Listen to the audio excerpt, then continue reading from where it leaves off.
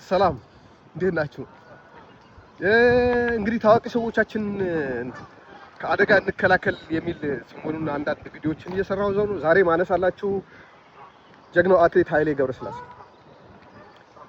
ጀግናው አትሌት ኃይሌ ገብረስላሴ የሀገራችን ባለውለታ፣ ባንዲራችን በትልቁ እንዲውለበለብ ያደረገ፣ ላቡን ብቻ ሳይሆን እንባውም እያለቀሰ የሀገር ፍቅር ያሳየን፣ በሀገሩ ላይ ያለው ድህነትን ለመቋቋም በተለያየ ቦታ ኢንቨስትመንት በመክፈት የሀገሩን እንደገና ከሩጫው በኋላ ደግሞ በኢኮኖሚ ዘርፍ መደረግ ያለባቸው ነገሮች እንዲደረጉ እያደረገ ያለ ጀግና ነው። ጀግንነት እንግዲህ ተፈጥሮ ሲሆን እንደዚህ ነው የሚሆነው። በስፖርት ጀግና ነው፣ በንግድ ጀግና ነው፣ በግል የላይፍ ስታይሉ ደግሞ ጀግና ነው። በላይፍ ስታይሉ ወንድማችን ኃይሌ ገብረስላሴ በየከተማው ሐውልት ሊሰራለት የሚገባ የኢትዮጵያ ብርቅ ልጅ ነው። ነገር ግን አሁን በቅርብ ጊዜ እንደምናየው አትሌት ኃይሌ ገብረስላሴን ሊያጠቃ የሚችል ስሙን ለማጥፋት ከሀብቱ ጋር በተያያዘ ከኑሮ ጋር በተያያዘ ከግል ህይወቱ ጋር በተያያዘ እየተቀነባበሩ ያሉ ነገሮች እንዳሉ አንዳንድ መረጃዎች ይደርሱኛል። እኔ ሰለባ መሆን ስለማልችል የሚመጡልኝ መረጃዎች ሁሉ የምናገር ሰው አይደለሁም።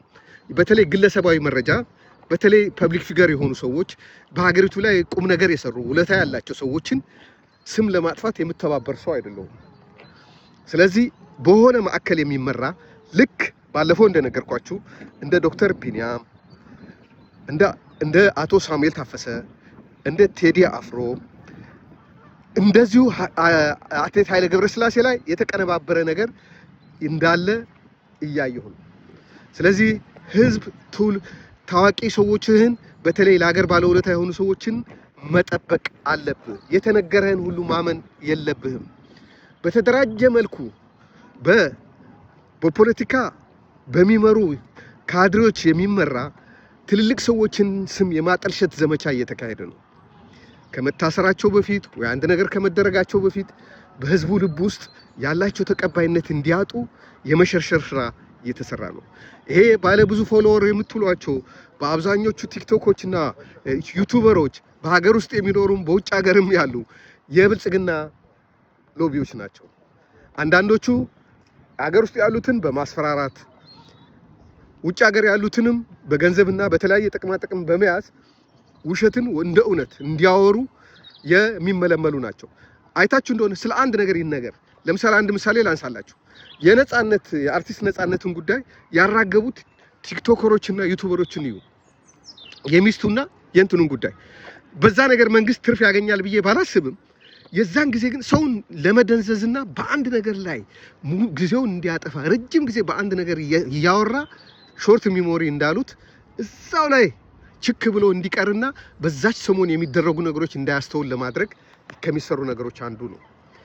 ስለዚህ በማዕከል በሚመራበት መንገድ ሶሻል ሚዲያውን በቁጥጥር የህዝቡን አእምሮ ለመቆጣጠርና ህዝቡን ምን ያስባል ምን ይናገራል የሚለውን ለመከታተል የሚያደርጉበት የራሳቸው ታክቲክ መስርቶ ትልልቅ ሰዎችን የመዘርጠጥ ስራ እየሰሩ ነው። እኔ እያልኩ ያለሁት ስለ ፊንቴክ አይደለም። በፊንቴክ ስለታሰሩ ሰዎች እመጣበታለሁ ሌላ ጊዜ።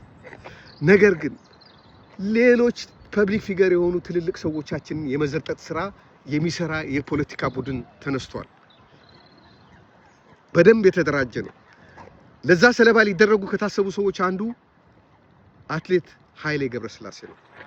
አትሌት ኃይሌ ገብረስላሴ ቢሆን ሁላችንም ክንዳችን ላይ ልንነቀሰው የሚገባ ጀግና አትሌታችን ነው። ቀነኒሳም ቢሆን፣ ጥሩነሽ ብትሆን፣ ደራርቱ ብትሆን፣ ሌሎች አትሌቶቻችንም ቢሆን ሁሉም እንደየደረጃው ለሀገራቸው በሰሩት ስራ እድሜ ልክ መታወስ ያለባቸው ናቸው። ሰው በተመደበበት ቦታ ነው የምትለካው። ሰው ሁሉ ነገር አድራጊ አይደለም። በተመደቡበት ቦታ አገርን የሚያኮራ ነገር የሰሩ ሰዎችን ማክበር ይኖርብናል። የለፉላት ሀገር ነች። ላባቸውን ያፈሰሱላት፣ እንባቸውን ያነቡላት ሀገር ነች። ባንዲራዋን ከፍ አድርገው እንዲሰቀል ያደረጉ ናቸው። የብሔር የምናምን ሽንቁር እያወጣን እነሱ ላይ አፋችንን ማላቀቅ፣ እነሱ ላይ የተደራጀ ስራይስ አገሪቱ ስትገነባ ያልነበሩ ሰዎች ናቸው ያሉት። አሁን እያልኩ ያለሁት ከፍተኛ የፖለቲካ አመራሮችን ብቻ አይደለም ማወራችሁ። በየቦታው ካድሬ ሆኖ በተለያየ ስልጣን ላይ የተቀመጡ ሰዎች አገር እንዴት እንደተገነባችና ህዝቡ እንዴት እንደኖረ የማያውቁ ናቸው። ድንገት በአንድ ቀን መጥቶ ማዕከል ውስጥ የተገኙ ናቸው። ማዕከል ውስጥ ተገኝቶ ህዝቡ በፊት እንዴት ይኖር እንደነበረ ስለማያውቁ ይሄን የህዝቡን ትስስርና የነበረውን እሴት መገንዘብና ማስተዋል ስላልቻሉ የነበረን ነገር ለማጥፋት ይረባረባሉ። ትልልቅ ሰዎቻችን ምሳሌዎቻችን ናቸው። እንዴት ምሳሌ አልባት አልቡናላችሁ? ምሳሌ የሌለው ህዝብ እኮ መረን ነው፣ ከብት ነው የሚሆነው። አንድ ህዝብ ምሳሌ ከሌለው የሚጠቅሰው አካል ከሌለው እነዚህ የሚባሉ ሰዎች የኛ ምሳሌ ናቸው የሚለው ከሌለው ህዝብ ነኝ ማለት አይችልም።